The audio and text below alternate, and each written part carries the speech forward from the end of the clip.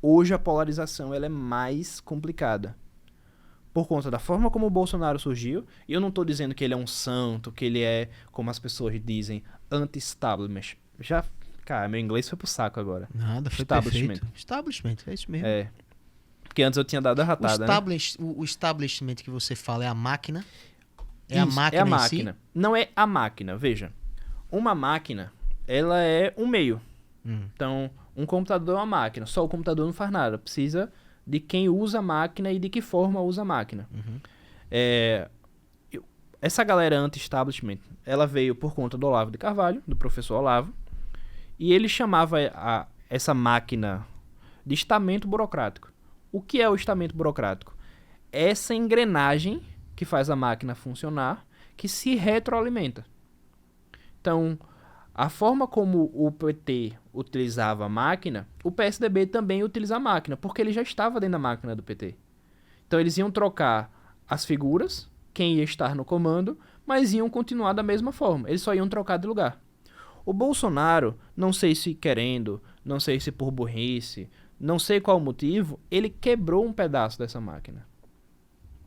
E por conta da quebra dessa máquina, a galera que brincava antes e agora não consegue brincar, quer voltar pra brincar. E por isso que as eleições estão tão polarizadas da forma como elas estão hoje. A realidade é essa. Você gosta do Bolsonaro ou não, você acha ele inteligente ou não, a realidade é essa. Ele quebrou um pedaço do estamento burocrático. Totalmente? De forma nenhuma. Porque você não consegue quebrar uma coisa que foi construída ao longo de 20 anos em 4. Tem coisas ali que acontecem que ele não sabe nem o que tá acontecendo. E a galera tá agindo nas costas dele. Não vai dar uma de Juscelino Kubitschek, né? Não, de forma nenhuma. Não tem como. 50 anos em 5 Que não vai não ter foi. Ele como, né? endividou o Brasil. Juscelino? O quê? Cara, você acha que Brasília saiu de onde? Brotou dinheiro do chão? Tá doido. Cara, ó. Isso a gente precisa dizer novamente. Nenhum avanço, ele é feito de graça. Justo? Eu tenho um cliente aqui do Na Colina Studio, Dr. Rafael Gonçalves, que ele diz: toda mudança deve ser bem remunerada.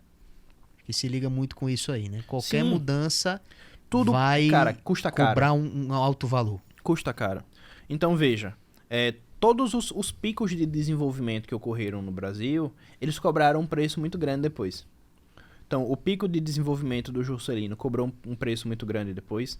Se a gente se recordar na época da ditadura militar, o início do governo militar, ele tinha um amplo apoio popular, isso ninguém pode negar. Eles tinham um apoio popular muito grande e teve uma era de ouro, eu não lembro o termo correto, mas houveram anos de ouro que o Brasil deu um salto de desenvolvimento. Foi quando eles começaram a construir as grandes BRs, foi quando o Brasil começou a se industrializar um pouco mais. Só que logo depois esse preço foi cobrado, que foi na época do declínio da ditadura militar. Então, assim, são ciclos. O Lula, ele pegou o Brasil num ponto muito bom financeiramente. Então, a gente tinha uma moeda estabilizada, a gente tinha uma política... Milagre econômico, o Diogo tá avisando aqui. Brigadão, Diogo. Obrigado, professor. Então, assim, o Lula ele pegou o Brasil num cenário econômico muito favorável. Só que aí o que foi que ele fez? Imagine que é o seguinte, acho que a melhor comparação de um país é com uma casa. É a forma mais fácil de entender. Então imagine uma casa que é pobre, os pai e a mãe de família arrumam empregos melhores, só que eles não se preocupam com a poupança. Ele fala, não, como a gente tá ganhando mais, a gente vai luxar mais. Então, ele compra comidas melhores, bebidas melhores, as saídas são melhores, as viagens são melhores.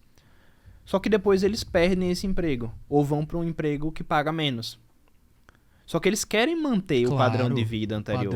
O padrão alcançado. Foi exatamente isso que perdido, aconteceu com o Brasil. O Lula pegou o Brasil com dinheiro, fez diversos programas econômicos justos e que beneficiaram uma grande parcela da população. Deixar isso muito claro. Para que fique muito claro, eu não sou contra a Bolsa Família, eu não sou contra programas assistenciais, porque de fato existem pessoas que precisam. Isso precisa ser dito.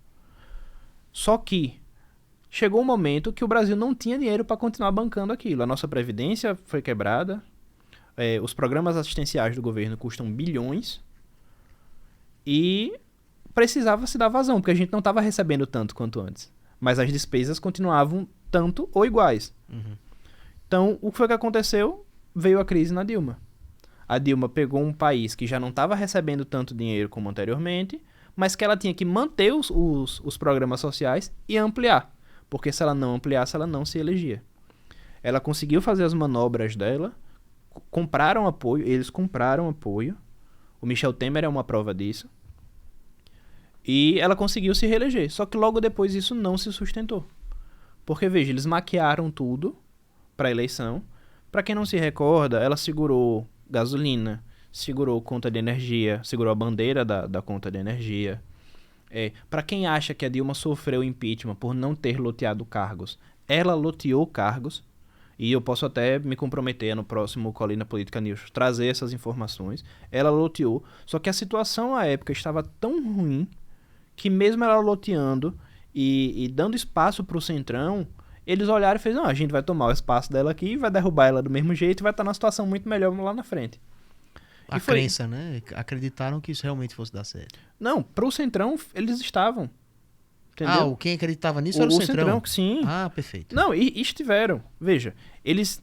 imagine que é o seguinte, a Dilma... Eles pegaram tudo que tinham que pegar da Dilma, não fecharam com ela, apunhalaram ela nas costas, isso aconteceu. E logo depois estiveram numa situação muito melhor. Porque ganharam tudo com ela e eles ganharam dos dois lados, né?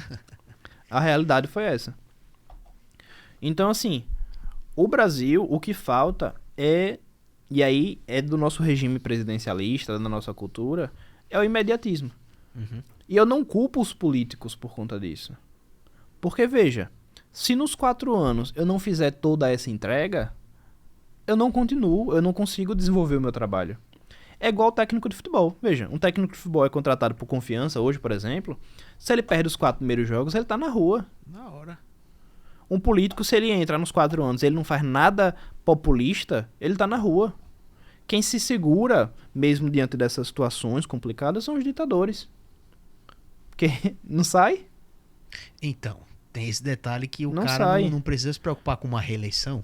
Exatamente. Então, assim, o sistema, ele condicionou, e o sistema não é uma pessoa, o sistema não é um grupo, o sistema foi a forma como as coisas se convencionaram a acontecer, ele obriga que os políticos ajam dessa forma. Então, se hoje, por exemplo, eu me elejo deputado federal, eu sei que se eu não fizer certos tipos de práticas, eu não estou nem falando das ilícitas, estou falando de práticas lícitas, de me divulgar de certa forma, de ter que ir em algum lugar para inaugurar um calçamento de rua, aquelas políticas que a gente sabe que o cara não precisava estar perdendo tempo ali, sabe? Que era obrigação dele. Mas se ele não fizer, ele não vai ter o apoio da população. Então, assim, infelizmente o populismo se tornou uma prática política necessária. E aí eu vou citar um exemplo. O Temer, ele desenvolveu uma série de reformas, você goste ou não. Ele passou várias reformas. Porque ele não estava preocupado com a eleição seguinte, porque ele não ia concorrer. Então a popularidade para ele não era um fator impeditivo de nada. Veja, eu quero passar isso aqui. Viu? Verdade. Eu quero passar isso aqui. Se as pessoas vão gostar ou não, um abraço. Porque eu não vou me candidatar. Então, assim, é um ponto complicado que a gente não vai conseguir mudar. A gente vai fazer uma reforma política. Não vai, cara. Esquece reforma política, esquece reforma tributária. A reforma trabalhista aconteceu por conta disso. A reforma previdenciária aconteceu por conta disso. Porque caiu um cara que não estava preocupado com popularidade e com continuação de mandato. Porque ele não ia se reeleger. Inclusive, a gente ia falar sobre o Ciro e eu me perdi na minha digressão. O Ciro fala justamente sobre isso. Você se perdeu por quê, meu amigo? É porque as turbinas estão em paralelo e a NASA e Sobral, a educação de Sobral. Você tem que ver que eu fui o melhor governador que o Ceará já teve. Entendeu? Porque quando ele foi com o Tato Gereissati lá em Brasília, né? Com o JK...